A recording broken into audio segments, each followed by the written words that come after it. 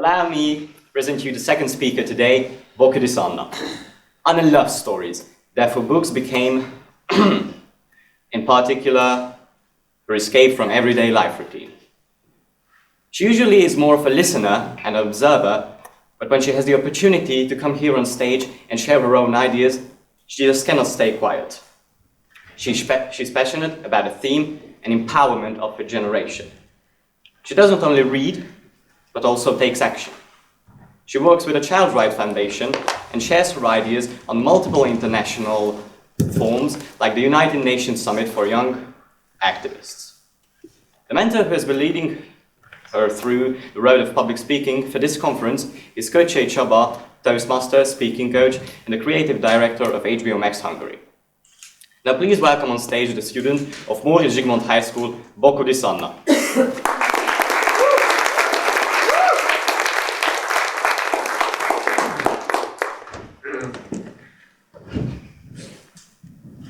I'm exhausted. It's a gray, rainy Wednesday, and I'm sitting in school with my friends. Now that we're seniors in high school, we have the luxury of a free period here and there, and we all have so much to do. There's a math test coming up, our extracurricular projects, not to mention having to finalize our college application soon. But what we end up doing is watching a movie, setting our ever-growing to-do lists and responsibilities aside for 45 minutes. And as we're sitting there laughing and talking, the uncertainties of the future fade in comparison to that moment we're living in. Suddenly, I'm overtaken by this feeling. I wish I could bottle up this exact moment. I wish I could keep it with me and come back here whenever the weight of the world gets a little too heavy. And that gave me an idea. Let's assemble a time capsule. I want to be able to look back on this time of my life a couple of years from now, when I'm on the other side of this whirlwind that is my last year of school.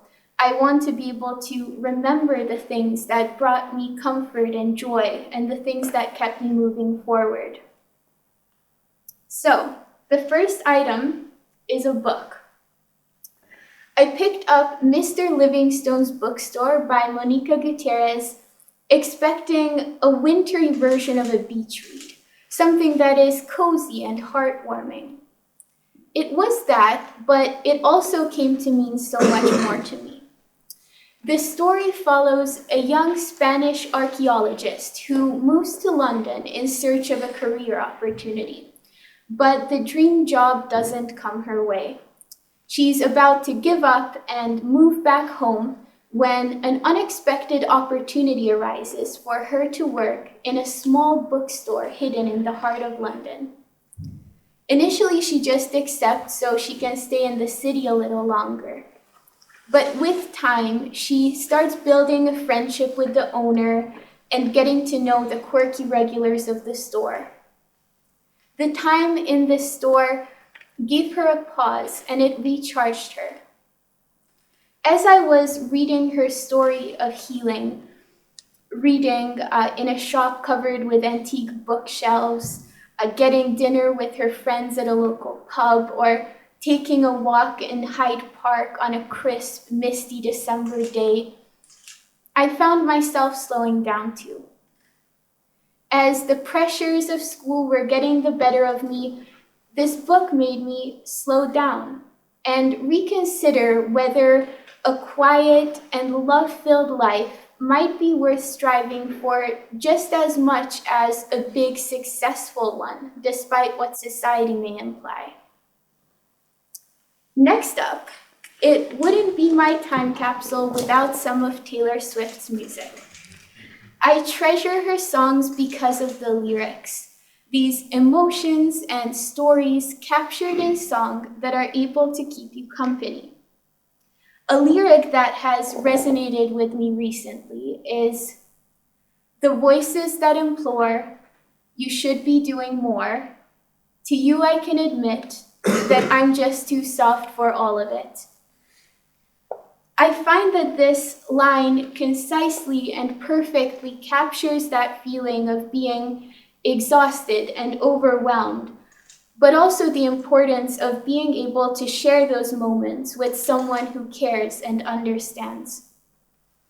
As we strive for balance, we should also strive for loving relationships with ourselves and with people who bring out the best in us.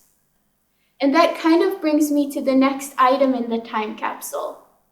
Small moments of human connection. A hug from my mom, the encouragement of a teacher, a text message with a cute picture of my cousin's dog, and indeed, a free period spent watching a movie with friends. These seemingly small, everyday moments add up, and the support network of your loved ones becomes something that you can really lean on and rely on.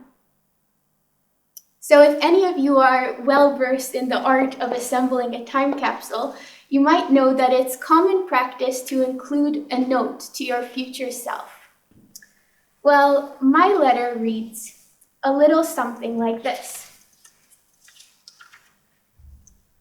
Dear future me, I hope you find balance between the grand ambitions and everyday joys of life. I hope you never forget what's important, and I hope you're happy. Listen, I'm still figuring so much out, but having this collection of things that bring me comfort and joy, things that give me a pause, as well as things that keep me going forward and motivated, it's so important to me. So now I encourage you to assemble your own time capsules. What's something that's important in your life now that you would like to remember a couple of years from now? What kind of message would you write to your future self? I think this is a good practice, both as a way to take stock of your tools, the things that keep you afloat, but also as a way to send a message of hope into the future in the form of this time capsule. I think we're all figuring so much out. You might be sitting here today overwhelmed by a work project or a deadline coming up or a big life decision going on. We're all a little bit exhausted, but we're not alone.